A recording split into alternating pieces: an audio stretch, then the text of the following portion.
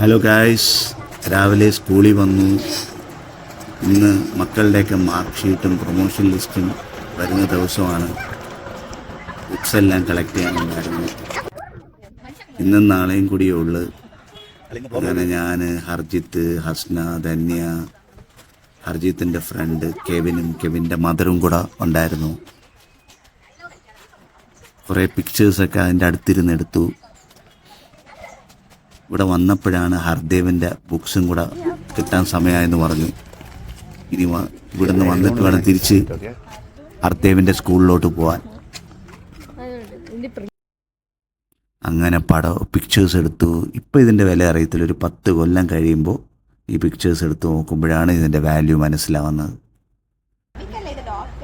Mark sheet കിട്ടി. അസ്ന ഭയങ്കര ത്രില്ഡാണ്. ഹർജിത്തും കെവിനും ഇത് കഴിഞ്ഞ് ബുക്സും കളക്ട് ചെയ്ത്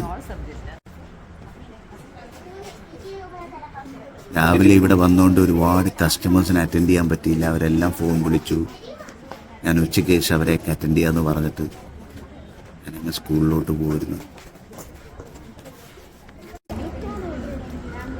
എല്ലാ ബുക്സും കൊടുത്തു.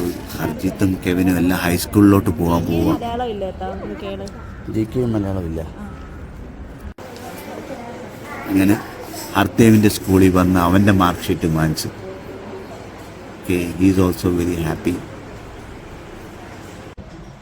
കസ്റ്റമേഴ്സിനൊക്കെ അറ്റൻഡ് ചെയ്ത് നേരെ ജിമ്മിലോട്ട് വന്നു. ഇപ്പം എല്ലാവരും ചോദിക്കുന്നത് ഡെയിലി ജിമ്മിൽ വരുന്നുള്ള ഒരു മാറ്റവും കാണത്തില്ല. ഈ ജിമ്മിൽ വന്നിട്ട് നേരെ പോയി കഴിക്കുന്ന ഫുഡാണ് ഏറ്റവും കുഴപ്പം പിടിച്ചത്. വൈകുന്നേരം ആയതുകൊണ്ട് ചിലപ്പോൾ കിഴി പൊറോട്ടയൊക്കെ വാങ്ങിച്ച് കഴിക്കും. Okay guys, good night.